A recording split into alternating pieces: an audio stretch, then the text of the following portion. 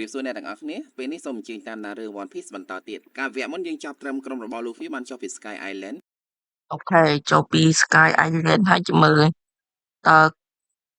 ក្រុមមុខចម្បាំង Luffy ហ្នឹងទៅណាទៀតតោះចៃដន្យក៏ធ្លាក់ចោលមន្ទីរកង Marine មួយកន្លែងហើយដោយសារតែវគ្គធ្លាក់ចូលនៅក្នុងមន្ទីរកង Marine ហ្នឹងគឺជាវគ្គ filler បានអូគឺថា Luffy គាត់ធ្លាក់ចូលក្នុងហ្នឹងហើយសង្ស័យអត់រួចខ្លួនទេគឺចាប់បានហើយយ៉ាងន័យថាវគ្គដែលមិនសូវសំខាន់អត់មានអីពាក់ព័ន្ធជាមួយនឹងសាច់រឿងដើមទេខ្ញុំសូមអនុញ្ញាតវគ្គនេះទេហើយយើងបន្តទៅសាច់រឿងដើមរបស់ One Piece វិញបន្តទៅមុខទៀតក្រុមរបស់ Luffy បានចុះចតនៅកោះតូចមួយដើម្បីជួយបេះរុក្ខជាតិនិងស្លឹកឈើទុកឲ្យ Chopper យកទៅធ្វើថ្នាំនៅលើកោះនោះមើលទៅដូចជាអត់មានមនុស្សទេប៉ុន្តែដូចជាចម្លែកណាស់ពួកគេបានឃើញស្នាមកង់ដែលគេជិះនៅតាមផ្លូវដែលពួកស្នាមកង់ Akishi ខ្ញុំធ្លាប់មើលម្ដងប្រហែល Akishi អ្នកគ្នាជាមួយនឹងវាឃាតករគេស៊ីផ្លែឈើអាយ fruit អញសើចអានឹងមិនដឹងគេដើរហើយពេលឃើញស្នាមកោនោះ Robin មើលទៅហាក់បីដូចជាព្រួយបារម្ភពីអីម្យ៉ាងមិនដឹងទេពេលដើរផុតព្រៃអញសើច Robin នឹងដឹងហើយជា Akishi ហ្នឹងហើយ Robin នឹងឆ្លាតណាស់ឆ្លាតជាងពួកប្រភ្លើ Luffy អស់នោះទេអ្នកគ្នាពួកគេបានទៅដល់វាលមួយដែលនៅទីនោះ Chopper បានមើលឃើញផ្សិតខ្មៅយ៉ាងធំផ្សិតខ្មៅ ក្បាលមនុស្សផ្សិតខ្មៅអូខេ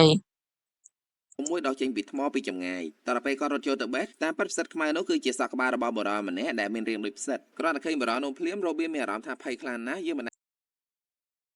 អូវ៉ូអាចឃើញនាងភ័យរត់ថ្នាក់នឹងទេតាំងពីមុនមក Robin ប្រាប់ថាបុរសម្នាក់នោះឈ្មោះ Akichi គាត់គឺមែនអ្នកនេះទីត្រូវទេទៅមើលរឿង Luffy សោះទីត្រូវប្រហើយម៉ែមើលមុខអ៊ូសក់អ្នកគ្នាមុខអាអ៊ូសក់ម៉ែសូរ៉ូតាមីម៉ែអាគីឈីមើលមុខឡើងស្រស់ស្អាតអ្នកគ្នាជាមេធំនៅកងមរៀនលំដាប់ទី2ដែលគេហៅថា Admiral Robin បានបន្ថែមលំដាប់ទី2 What the heck man ទៀតថានៅក្នុងកងមរៀនទាំងមូលមាន Admiral តែ3នាក់ទេអូអ្នកគ្នាមិនដឹងអើយគេលេងផាយគ្រប់បែកទៅចឹងផ្ទុះពេញណាស់កងម៉ារីនមកចំក្តារហ្នឹងប្រហែលជាអាគីឈីហើយ Akichi ហ្នឹងគឺជាម្នាក់នៅក្នុងចំណោម3នាក់ហ្នឹងនៅពេលនោះក្រុមរបស់ Luffy បានត្រៀមខ្លួនប្រយុទ្ធរួចហើយព្រោះមនុស្សម្នាក់ដែលធ្វើឲ្យ Robin ខ្លាចដល់ថ្នាក់ហ្នឹងមិនមែនជាមនុស្សធម្មតាទេប៉ុន្តែ Akichi វិញធ្វើដូចធម្មតាហើយគាត់បានអាសាណាមីថាស្អាតហើយចង់9នាក់ដើរលេងនៅយប់ហ្នឹងពេលលឺអញ្ចឹងសាន់មកសានជីក្តៅផឹកជាក្រោយដល់ចឹងមើលមុខ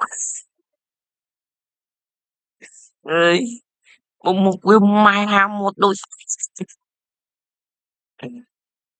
ជាក្តៅឈើហ្មងដែល Akichi ហ៊ានមញ៉ែក្រាស់របស់គាត់បន្ទាប់មក Akichi បាននិយាយបែបខ្ជិលថាគាត់មកនេះមិនមែនមកចាប់ក្រុមរបស់ Luffy ទេព្រោះតាមវិជាថ្នាក់លើគេឲ្យគាត់មកចាត់ការតែ Robin ម្នាក់គត់ពេលលឺអញ្ចឹងច្បាស់ណាស់ Luffy មិនឲ្យ Akichi ធ្វើបាប Robin ទេគាត់ចង់ចូលទៅវាយ Akichi តែ Usopp និង Sanji បានជួយឃាត់នៅពេលនោះផងដែរស្រាប់តែមានវិជាជនមួយក្រុមមកជាជនក្នុងព្រៃមានប្រជាជនអូខេអឺ Luffy បទៅជួបអាគីឈីនៅក្នុងព្រៃជ្រៅហើយប្រជាជនមកពីណាសុំឲ្យពួកគេជួយក្រោយពីបានធ្វើការពិនិត្យសុខភាពហើយនៅផ្ដល់ប្រហែលធ្លាក់យន្តហោះប្រហែលធ្លាក់យន្តហោះនេះឲ្យឈប់ធ្វើជួយពិនិត្យឲ្យស៊ីគេណាសម្រាប់ពិនិត្យបេះដូងស៊ីគេណាអឺឲ្យចំណីអាហារខ្លះៗឲ្យពួកគេញ៉ាំអ្នកទេសចរតែនោះបានប្រាប់ក្រុមរបស់ Luffy ថាអ្នកទេសចរអូខេអ្នកទេសចរប្រហែលជាមួយខែមុនទូទេសចររបស់ពួកគេបានទៅបុកជាមួយនឹងកង្កែបយក្សដ៏ធំមួយកាប់យៈបងកែបយៈអ្នកទេម៉ែងកែបនេះអបសុកតែហែទឹកកវីដៃដូចមនុស្សអញ្ចឹងហើយក៏បានលិចពេលលឺអញ្ចឹងក្រុមរបស់ Luffy ដូចជាអត់ចង់ជឿទេតែ Akichi បានប្រាប់ថាកង្កែបនោះមានឈ្មោះថា Yokozuna យកគូស៊ូណាឈ្មោះដូចរឿងជិះឈប់ខៃសិនអញ្ចឹងណាគ្នាអ្នកទេសចរបាននិយាយបន្តទៀតថាបន្ទាប់ពីជាប់នៅលើកោះនឹងអស់ជាមួយខែពួកគេដូចជាមើលឃើញកប៉ាល់មួយមកពីចម្ងាយប៉ុន្តែតាមពិតនោះមិនមែនជាកប៉ាល់ទេវាគឺជាបរិសម្នាក់ដែលជិះកង់នៅលើសមុទ្ររឿងនេះស្ដាប់ទៅដូចជាមិនគួរឲ្យជឿទៀតហើយតែ Akichi បានប្រាប់ថាបរិសម្នាក់ដែលជិះកង់លើសមុទ្រនោះគឺជាគាត់បន្ទាប់មក Akichi បានឲ្យយោបល់ទៅប្រជាជនដែលរងគ្រោះថាគួរតែចាក់ចេញពីកោះហ្នឹងទៅកោះមួយទៀតដែលមានប្រជាជន ខ្លួននៅហើយ Luffy ក៏កាត់សម្ដីផងថាកុំជឿអាប៉ែហ្នឹងគឺជា Marine ណា Luffy និយាយចឹងព្រោះគាត់ភ្លេចគិតថាប្រជាជនត្រូវតែជឿ Marine ចឹងហើយគេមិនដែលមកជឿចោលសមុទ្រទេ vậy chứ bạn nó chứ Marine á. Ok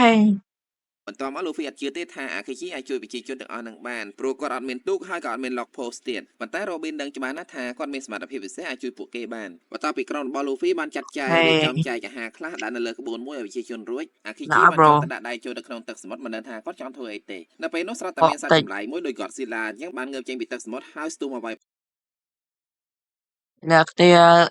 ai comment ban Godzilla ហ្នឹងគឺវាអេតេបិសោនៅពេលនេះឬក៏នៅពេលណាអូខេ comment នោះខ្ញុំរកដល់10 1 2 3 4 5 6 7 8 9 10អរគុណបហាគាត់ហើយឃើញអញ្ចឹងក្រុម Luffy បានរៀបចំចេញក្បាច់ទៅជួយ Akechi ទៅហើយស្រាប់តែ Akechi ប្រើក្បាច់ Ice Age ធ្វើទឹកសមុទ្រក៏ទាំង Godzilla នឹងទៀតពេលឃើញអញ្ចឹងក្រុម Luffy ម្នាក់ៗឡើងគាំងមិននឹកស្មានថា Admiral របស់កងម្រៀនមានសមត្ថភាពខ្លាំងដល់ប៉ុណ្្នឹងសោះ Akechi ធ្លាប់បានញ៉ាំផ្លែឈើដែលផ្ដល់ឲ្យគាត់នូវសមត្ថភាពពិសេសទាក់ទងជាមួយទឹកកកពេលនេះទឹកសមុទ្របានកកហើយប្រជាជនសប្បាយចិត្តណាស់ព្រោះពួកគេអាចដើរនៅលើទឹកកកធ្វើដំណើរទៅកាន់កោះមួយទៀតដែលមានមនុស្សរស់នៅមុនចាក់ចេញទៅប្រជាជនក៏បានអរគុណក្រុម ចឹងមានន័យថាកោះហ្នឹងអត់មានមនុស្សរស់នៅទេហើយចុះបាត់តកលេគិតមិនGodzilla ចុះរឿងហ្នឹងមាន Godzilla ទេ Luffy ផងដែរដែលបានជួយព្យាបាលរបួសឲ្យពួកគេហើយថែមទាំងផ្ដល់ចំណីអាហារឲ្យពួកគេថែមទៀតពេលនេះចប់រឿងប្រជាជនហើយចូលដល់រឿងរបស់ Robin វិញម្ដង Akechi បាននិយាយថា Robin នឹងគឺជាមនុស្ស ដល់រឿង Robin ដែលអាចបង្កការគំរាមកំហែងដល់រដ្ឋាភិបាលពិភពលោកតាំងពីនាងមានអាយុ8ឆ្នាំតម្លៃខ្លួនរបស់នាងមានរហូតដល់79លាន berry ទៅហើយគាត់ថា Robin នឹងដើរដូរក្រុមរហូតក្បត់ពីក្រុមមួយចូលក្រុមមួយហើយកន្លងមកក្រុមដែលនាងក្បត់គ្មានសមាជិកណាម្នាក់រួចខ្លួនទេក្រៅពីនាងពេលលើអញ្ចឹងក្រុម Luffy បានជួយនិយាយការពារនាងពួកគេនិយាយថាមិនខ្វល់ពីអតីតកាលរបស់ Robin យ៉ាងណាទេសំខាន់ពេលនេះនាងគឺជាមិត្តភក្តិរបស់ពួកគេ អូខេចឹងប្រវត្តិ Robin ហ្នឹងគឺសើល្អដែរចុះអាគីជីនឹងនិយាយការពិតដល់អ្នកគ្នាអូខេទោះការពិតមិនមែនការពិតយើងត្រូវជឿហ្នឹងហើយព្រោះសាច់រឿង One Piece វាប្រាប់ចឹងហើយអ្នកសម្រាយហ្នឹងគឺខ្ញុំអត់ចេញឈ្មោះគាត់ទេខ្លាចអ្នកគ្នាថ្មីហ្នឹងគឺយកវីដេអូគាត់មកផុសហើយ បន្ទាប់មក Robin នឹងថា Akechi មិនឲ្យនឹងរួចខ្លួនទេក៏បើកការវាយប្រហារទៅលើគាត់មុនពេលនោះនាងបានប្រើដៃជាច្រើនទៅចាប់កាច់បំបាក់ក Akechi តែ Akechi បានប្រើខ្លួនរបស់គាត់ទៅជាដុំតកមុនពេល Robin កាច់បំបែកខ្លួនរបស់គាត់ឲ្យខ្ទេចក្រោយមកបន្តិច Akechi បានប្រមូលដុំតកចូលគ្នាហើយប្រែដុំតកនោះត្រឡប់ទៅជាខ្លួនរបស់គាត់វិញបន្ទាប់មក Akechi បានបោយស្មៅបណ្ដាយបែកទៅលើខ្យល់ហើយក៏បានប្រើចំហាយត្រជាក់ធ្វើឲ្យស្មៅទាំងនោះកកខ្លាយ អូម៉ែដៅលុយមែនស្មៅអាចប្រែខាច់ជាដៅតកកហើយចុះលោកឯងមិនព្រមបញ្ចេញតកកធំតាមកចំបាច់បញ្ចេញយកស្មៅគប់ហើយទៅជាដាវមួយយ៉ាងវិញដែលគាត់ហៅថា Ice Saber Saber អូនៅក្នុង Block Fruit ដៅ Saber ហើយមាន Saber នៅក្នុងកោះហើយចាំងក៏ម៉ែលុយដល់ ពេលបានដែរហើយ Akechi ក៏ស្ទុះចូលទៅកាប់ Robin តែ Zoro បានដកដាវចូលទៅជួយទប់ក្នុងពេលជាមួយគ្នា Sanji បានលោតចូលទៅទាត់ដាវចេញពីដៃរបស់ Akechi ចំណែក Luffy បានស្ទុះចូលទៅសួត Akechi មកកាម pistol នៅពេលនោះដើម្បីជាការតបត Akechi បានធ្វើឲ្យ Luffy Sanji និង Zoro កកដៃកកជើងទាំង3នាក់ក្នុងពេលតែមួយឃើញចឹង Usopp និង Chopper ក៏ចង់ចូលទៅជួយដែរតែពួកគេកម្រើកខ្លួនអត់កកដៃកកជើងទាំង3នាក់ក្នុងពេលតែមួយឃើញចឹង Usopp ចំមកអូសក់នេះតែមើលអើយចំមកវិញផងមកធ្វើហៀសបតែតោចូលមាត់ឯនោះខ្ញុំសោកងាប់លើ សពនិង Chopper ក៏ចង់ចូលទៅជួយដែរតែពួកគេកម្រើកខ្លួនអត់រួចសោះព្រោះភ័យពេកដល់ថ្នាក់អ្នកខ្លាំងៗនៅក្នុងក្រុមរបស់ពួកគេដល់តែ3នាក់ហើយនៅធ្វើឲ្យ Akechi អត់បានចុះតម្រាន់តែពួកគេវិញមាន មិនលៀនស្លូត ដីខឹមបន្តមកទៀត Akechi បានទ្របទៅអោប Robin ហើយបានធ្វើឲ្យ ស្រឡាញ់គ្នាមែនប្រូស្រឡាញ់គ្នាមែនចូលអោប Robin ហ្នឹងលូកលួនកូនស្រីគេហ្មងប្រូហ្នឹង ជាតិបានចុះតម្រាន់តែពួកគេវិញមានអីខឹមបន្ត ចាំមើលនេះ Robin ព្រមពាក់អាវសិចស៊ីចូលមកអោបគេណាបើ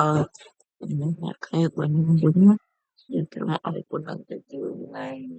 មកទៀត Akechi បានទ្របទៅអោប Robin ហើយបានធ្វើឲ្យរាងកាយទាំងមូលរបស់ Robin ក្លាយទៅជាមនុស្សទឹកកកទាំងស្រុង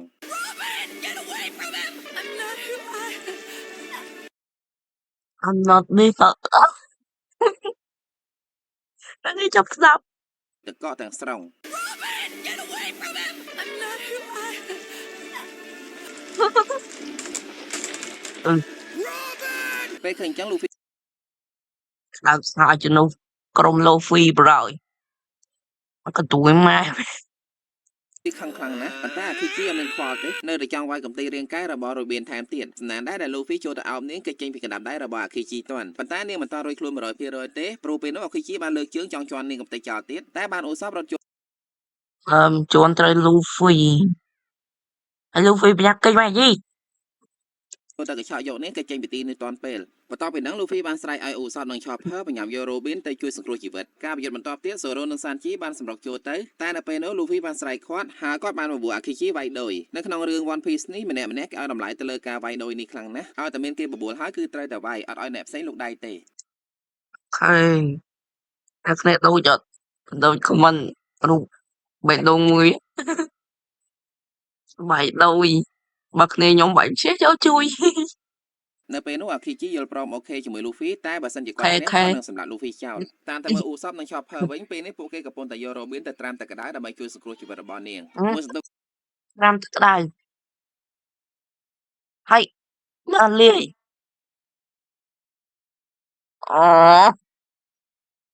មើលអ៊ូសបនិង Chopper វិញពេលនេះពួកគេកំពុងតែយក Robin ទៅត្រាំទឹកក្តៅដើម្បីជួយសង្គ្រោះជីវិតរបស់នាងមួយសន្ទុះក្រោយមកពួកគេបានឃើញ Nami Sanji និង Zoro ក៏បានទៅដល់ទីនោះផងដែរប៉ុន្តែអត់ឃើញ Luffy ទេពេលនោះអ៊ូសបខឹងជាមួយនឹង Sanji និង Zoro ខ្លាំងណាស់ដែលបណ្ដោយឲ្យ Luffy ប្រយុទ្ធជាមួយនឹង Aokiji តែម្នាក់ឯង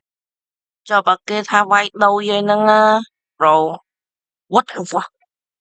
ព្រោះគាត់ដឹងថា Luffy មិនអាចវាយឈ្នះ Aokiji បានទេប៉ុន្តែវាគឺជាការវាយដូចហើយ Luffy គឺជាអ្នកបបួលទៀតបើសិនជាពួកគេលោកដៃជួយបានន័យថា Luffy ចាញ់ដោយស្វ័យប្រវត្តិត្រឡប់ទៅមើលការប្រយុទ្ធគ្នារវាង Luffy ហើយនិង Aokiji វិញ Luffy បានស្ទុះចូលទៅគាត់ Aokiji មួយជើងប៉ើងទៅលើមេឃបន្ទាប់មក Luffy បានប្រើក្បាច់ Gam Storm ហក់ទៅតាមវាយ Aokiji រហូតដល់វាយខ្លួនស្ទើរខ្លាយទៅជាកំទេចតកតាមពិតការបំបែក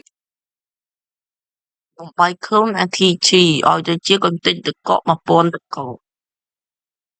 ហើយ Aokiji ក៏បានរួមខ្លួន Luffy និងសម្រាប់ Luffy អតិបិសោខ្លួនតែជាតកហ្នឹងគឺជាចេតនារបស់ Aokiji តែប៉ុណ្ណោះព្រោះគាត់អាចប្រមូលផ្ដុំតកចូលគ្នាវិញហើយប្រែក្លាយទៅជាខ្លួនរបស់គាត់បានវិញធម្មតានៅពេលនោះផងដែរ Aokiji បានប្រែខ្លួនរបស់ Luffy ក្លាយទៅជាតកទាំងស្រុងចាប់រយ idol យើងខ្លាចជាតករឹងឆ្កុយហ្នឹងតែរឹងគ្រប់ទីកន្លែងពីលើដល់ក្រោមជាផ្សេងចំក្តារហ្នឹងប្រយ គឺ Robin ដែរបន្ទាប់មក Aokiji ទៅគិតយល់ថាហេតុដែល Luffy បបួលគាត់វាយដូចគឺដោយសារតែ Luffy ចង់ជួយគ្នារបស់គាត់បើសិនជា Luffy មិនធ្វើអញ្ចឹងទេគ្នារបស់គាត់ផ្សេងទៀតប្រកាសជាមានគ្រោះថ្នាក់តាមពិតនៅពេលនោះ Aokiji អាចសម្រាប់ Luffy បានតែគាត់មិនធ្វើដោយសារតែគាត់អរគុណ Luffy ដែលបានជួយចាត់ការក្រុកដាយឲ្យគាត់មុនពេលចាក់ចេញទៅ Aokiji បានទូមាន Luffy ថាកុំទុកចិត្ត Robin ខ្លាំងពេកព្រោះថ្ងៃណាមួយនាងនឹងនាំរឿងដល់ក្រុមរបស់ Luffy បន្ទាប់ពីនោះ Aokiji បានធ្វើជីកង់លើតកបើខ្ញុំលើផ្កាជាងហ្នឹងហើយណាតាមកង់របស់គាត់ឆ្លងកាត់សមុទ្រទៅធ្វើការងាររបស់គាត់បន្តទៀតចំណែក Luffy វិញត្រូវបាន Sanji និង Zoro បញ្ជូនទៅកាន់ទូកវិញដើម្បីជួយសង្គ្រោះជីវិតហើយមិនយូរប៉ុន្មានទាំង Luffy និង Robin សុទ្ធតែបានរួចផុតពីសេចក្តីស្លាប់ពី3ថ្ងៃក្រោយមកពួកគេបានបន្តដំណើរទៅមុខទៀតដោយធម្មតានៅតាមផ្លូវ Sanji នៅតែព្យាយាមធ្វើម្ហូបឆ្ងាញ់ៗយកចិត្ត Nami ចំណែក Zoro ពេល Sanji លោឡាពេកគាត់ដេកមលក់ក៏ងើបឡើងស្ដីឲ្យ Sanji កប់ងាកទៅមើល Luffy វិញក៏មិនខុសពីមុនដែរស្ដី Sanji កប់មុនឲ្យតែពេលគាត់ត្នេគឺគាត់លេងលបាយរបស់គាត់លើនេះគាត់បានយកម្សៅសមកវាយបំបែក Sauce proof ចង់ធ្វើដូចមនុស្សតកតិចតែភាសាទៀតឲ្យវាហុយពេញខ្លួនធ្វើមើលតែគាត់ហ្នឹងគឺជាមនុស្សតកពេលឃើញអញ្ចឹងណាមេហួសចិត្តណាស់ព្រោះការពីប្រហែលថ្ងៃមុន Luffy ក៏ប៊ីងាប់ម្ដងហើយនៅឆ្លៀតចិត្តងាប់ហើយវាខ្លាចទៅជាមនុស្សបន់ដោយរបៀបណាអ្នកនេះគឺលឿនតាមតែមិញ Sauce proof អីមកដល់យកវាយកមកធ្វើជាការលេងសើចកើតទៀតបន្ទាប់ពីការលេងគឺចូលដល់ការញ៉ាំម្ដងមើលទៅជីវិតរបស់ពួកគេពិតជាមានន័យណាស់គ្មានការព្រួយបារម្ភអីតិចទេនៅពេលនោះ Robin បានភ្ញាក់ដឹងខ្លួនហើយសមាជិកក្រុមទាំងអស់បានរស់រាយរាក់ទាក់ជាមួយនាងអត់មានការសង្ស័យអីទៅលើនាងទេនៅរសៀលថ្ងៃដដែលនោះ Zoro បានស្រែកប្រាប់ Luffy ថាគាត់បានមើលឃើញកង្កែបមួយហែលទឹកដូចមនុស្សហើយនៅពេលនោះ Usopp ឆោបកង្កែបហែលទឹកដូចមនុស្សអូអង្កែបអាគីជីនិយាយខ្ញុំភ្លេចឈ្មោះបាត់អ្នកគ្នានៅ Luffy ក៏បានមើលឃើញអញ្ចឹងដូចគ្នាឃើញអញ្ចឹង Luffy ក៏នាំគ្នាបត់ក្បាលទូកដេញតាមវាដើម្បីចាប់វាយកមកធ្វើជាចំណីចំណែក Nami ពេលដឹងថា Luffy បត់ក្បាលទូកដោយគ្មានការអនុញ្ញាតពីនាងក៏បានចេញមកស្ដីឲ្យ Luffy មិនខ្វល់ថាគាត់ជាកាប៉ាតេនអីទេហើយនៅពេលដែល Ra trường rái anh nói bọt qua tôi cả nỡ. Ông phí bọt từ với lứa. លូហ្វីប្រាប់ថាគាត់កំពុងតែដេញតាមកកែបដែលហាទឹកដោយមនុស្សណាមីក៏ប្រើកាវយឹតឆ្លមើលហើយឃើញថាកង្កែបនោះកំពុងតែហាសម្ដៅទៅផ្ទះពន្លឺមួយបន្ទាប់មកនៅពេលដែលពួកគេកំពុងតែដេញតាមកង្កែបនោះសុកសុកស្រាប់តែទូករបស់ពួកគេបុកជាមួយស្អីម្យ៉ាងមិនដឹងទេគេអានទៅមកលេងរួយរឿងចម្លែកមួយទៀតដែលពួកគេបានឃើញគឺមានរទេះភ្លើងមួយកំពុងតែបើកបរយ៉ាងលឿននៅលើសមុទ្រសម្ដៅមករកពួកគេបង្ខំឲ្យពួកគេត្រូវថយទូកកិច្ចប៊ីតែមិនតាន់ត្រង់ពេលជាមួយគ្នាកង្កែបដែលហាទឹកដោយមនុស្សនោះក៏នៅទីនោះផងដែរហើយវាមិនព្រមកិច្ចពីរថភ្លើងទេសុកចិត្តឆយរថភ្លើងបុកឡើងប៉ើងបន្ទាប់មកក្រុមលូហ្វីបានចូលចរនៅផ្ទះពន្លឺមួយ Sọc cho trọ rồi lượng bột. Chẳng hỏi cứ chỉ vật. À. Cho cả đây nó không tắc năng. Ừ. វាមិនព្រមកិច្ចពីរថភ្លើងទេសុកចិត្តឆយរថភ្លើងបុកឡើងប៉ើងបន្ទាប់ Hai tức ơi rồi lượng bột bằng trời cho ơi rồi. មកក្រុមលូហ្វីបានចូលចរនៅផ្ទះពន្លឺមួយក្បែរនោះហើយពួកគេបានជួបជាមួយនឹងអ៊ំស្រីម្នាក់ឈ្មោះ Kokoro ក្មេងស្រីម្នាក់ឈ្មោះ Chimney Kokoro, chimney, Mika, Throw. និងទន្សាយរបស់នាងឈ្មោះ Gonbi នៅពេលដែល Con bị. Mai mà làm gì nó bị à. Oh my god, nè, nè mà. ជាមួយនឹងស្អីដែលបានបកកាត់មកពួកគេមុនហ្នឹងឈឹមនេះបានប្រាប់ថាអាហ្នឹងគឺអតិភ្លើងសមុទ្រវាធ្វើដំណើរពីទីក្រុងមួយទៅទីក្រុងមួយក្នុងតំបន់ហ្នឹងហើយនៅពេលដែលលូហ្វីនិយាយតាក់ទងជាមួយនឹងសត្វកង្កែបដែលត្រូវបានរទេះភ្លើងបោកឈឹមនេះបានប្រាប់ថាកង្កែបហ្នឹងឈ្មោះ Yokozuna ហើយប្រាប់ឲ្យលូហ្វីមិនបាច់ព្រួយ Yokozuna. Ok, nhưng tha đi su khai sinh nè. Yokozuna. Ăn cạp nâng ដឹង đắng. ពីកង្កែបហ្នឹងទេព្រោះហ្នឹងមិនមែនជាលើកទី1ទេដែលកង្កែបហ្នឹងចង់ប្រកួតកម្លាំងជាមួយនឹងអតិភ្លើងបន្ទាប់មកអ៊ំស្រី Kokoro បានសួរក្រុមលូ Một đôi xây. Mày. Monster Kokoro. Mưa mốc. Mày. ពីថាទៅណាមកណាហើយណាមីបានប្រាប់ថាពួកគេកំពុងធ្វើដំណើរទៅទិសខាងកើតលឺអញ្ចឹងអ៊ំស្រី Kokoro ដឹងភ្លាមថាពួកគេកំពុងតែធ្វើដំណើរទៅទីក្រុងដ៏ល្បីឈ្មោះមួយឈ្មោះ Water Water 7. Ok. Hãy cho mơ tỏ từ mục tiết vì nhau mạch tỏ. នៅទីក្រុងនោះល្បីឈ្មោះខ្លាំងណាស់ខាងការងារផលិតទូកឬក៏ Ồ. Hắn nâng được có tim. Sao một tim mùi nhạc nè. Ừ. សំពៅដល់ទៅពេលលឺអ៊ំស្រី Kokoro និយាយអញ្ចឹង Luffy ចាប់អារម្មណ៍ភ្លាមព្រោះគាត់កំពុងតែចង់រកជាងជួសជុលទូក Going Merry ហើយក៏ចង់ស្វែងរកជាងទូកចំណានម្នាក់មកចូលក្រុមជាមួយគាត់ផងដែរ Chiếng tục. Ok. មុនពេលពួកគេចាក់ចេញទៅអ៊ំស្រី Kokoro បានឲ្យសបុតមួយទៅពួកគេហើយប្រាប់ថាយកសបុតហ្នឹងទៅឲ្យមនុស្សម្នាក់ឈ្មោះ Iceberg Bye bye nè. Nè cứ cả lại chọc cho thầm này. សម្រាប់រឿងនេះផងណាខ្ញុំសូមស្លេះត្រឹមប៉ុណ្ណេះសិនហើយសូមអធិស្ឋានផងដោយសារតែមួយរយៈនេះខ្ញុំមានធរៈអញ្ចឹងការចេញរឿងមានការយឺតយ៉ាវហើយធ្វើរឿងមិនបានវែងទេសូមអរគុណអ្នកទាំងអស់គ្នាដែលបានតាមដានទស្សនារឿងនេះជាមួយខ្ញុំសូមជូនពរអ្នកទាំងអស់គ្នាមានសុខភាពល្អនិងអនាគតបបររុងរឿងជម្រាបសួរអ្នកទាំងអស់ Nâng ai xâm rai. Nhông từ cả mưa tập nâng mai. Hai.